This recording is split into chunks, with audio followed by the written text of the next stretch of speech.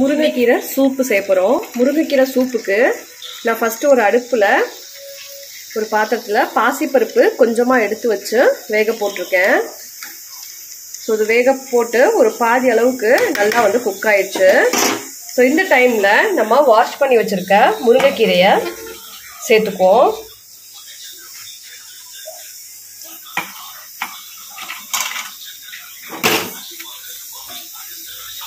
இப்போ கீரையை போட்டு நல்லா வந்துட்டு ஸோ இந்த மாதிரி கிண்டி விட்டுக்கோங்க.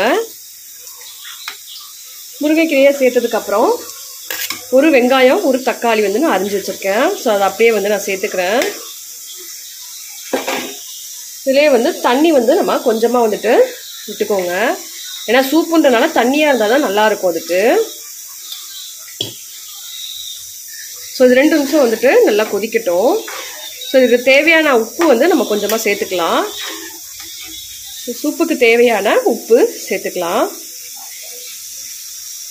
இதுலேயே வந்து காரத்துக்கு வந்துட்டு உங்களுக்கு பச்சை மிளகா வேணும் அப்படின்னா நீங்கள் பச்சை மிளகா சேர்த்துக்கோங்க. நான் வந்துட்டு ஒரு பச்சை மிளகாவை சேர்த்துக்கிறேன். ஏன்னா பசங்களுக்கும் கொடுக்கணுன்றதுனால நான் காரம் இதில் ஜாஸ்தி நான் சேர்த்துக்கல. ஸோ ஒரு பச்சை மிளகா மட்டும் நம்ம சேர்த்துக்கிறோம்.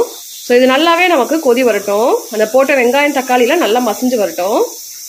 இதில் இப்போது தேங்காய் வந்து நான் அரைச்சி எடுத்திருக்கேன். தேங்காய் வந்து கொஞ்சமாக ஒரு 3 பூண்டு பல், கொஞ்சமாக சோம்பு, இதை 3ஐயும் எடுத்து அரைச்சி வச்சுருக்கேன். ஏன்னா நம்ம சூப்புக்குங்கும் போது நம்ம கெட்டியாக செய்ய வேண்டிய தேவையில்லை. ஸோ உங்களுக்கு தண்ணி சாராக இருந்தால் தான் அந்த சூப்பு வந்து நல்லாயிருக்கும். ஸோ இதை அப்படியே வந்துட்டு நான் அதில் சேர்த்துக்கிறேன். ஸோ உங்களுக்கு குவான்டிட்டி எவ்வளோ அதுக்கேற்ற அளவுக்கு நீங்கள் சேர்த்துக்கலாம். இதில் வந்து தேங்காய் வந்து ஜாஸ்தி சேர்க்கணுன்ற அவசியம் இல்லை. ஸோ சேர்த்ததுக்கப்புறம் நல்லா, ஏன்னா தேங்காய் ஊற்றுனதுக்கப்புறம் நம்ம ரொம்ப வந்து கொதி விடக்கூடாது. ஸோ ஏற்கனவே பார்த்தீங்கன்னா கீரை வந்துட்டு நல்லா வெந்துருச்சு, அந்த கலர்லாம் சேஞ்ச் ஆகி. ஸோ இதுக்கப்புறம் பார்த்தீங்கன்னா தேங்காய் ஊற்றுனதுக்கப்புறம் 1 நிமிஷம் மட்டும் வச்சுட்டு நம்ம தாளித்து விட்டலாம். இப்போது கீரை சூப்பை வந்து நான் தனியாக வந்துட்டு ஒரு பாத்திரத்தில் மாற்றிட்டேன். இப்போ தாளிப்பு நம்ம செய்ய போகிறோம். ஸோ அடுப்பில் வந்துட்டு நான் பேன் வச்சுருக்கேன். கொஞ்சமாக வந்துட்டு ஆயில் விட்டுக்கிறேன்.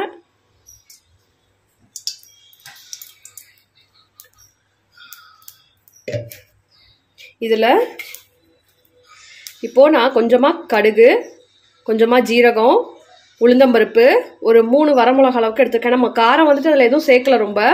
ஸோ அதனால் நம்ம வரமிளகா போட்டு தாளித்து கொட்டிட்டோம் அப்படின்னா நமக்கு வந்து டேஸ்ட் வந்து சூப்பராக இருக்கும். ஸோ காரமும் வந்துட்டு நமக்கு பேலன்ஸாக இருக்கும்.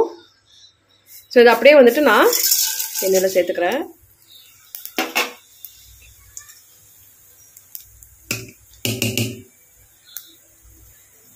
ஸோ இது நல்லா பொரிஞ்சு வரட்டும்.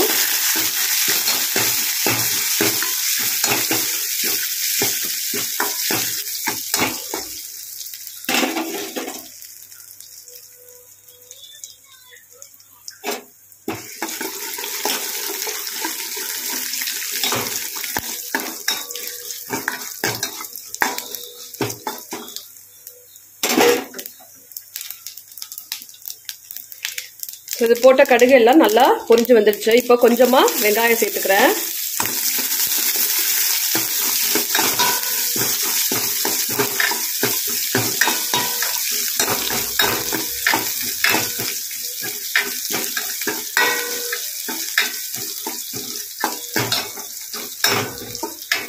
இப்போ சூப் வந்துட்டு தாளிச்சிட்டேன் நான். ஸோ இதை அப்படியே வந்துட்டு நல்லா கொட்டிக்கோங்க. அந்த ஜீரகம் வந்து சேர்த்து நம்ம தாளிக்கும் போது நல்ல வாசமா இருக்கும்.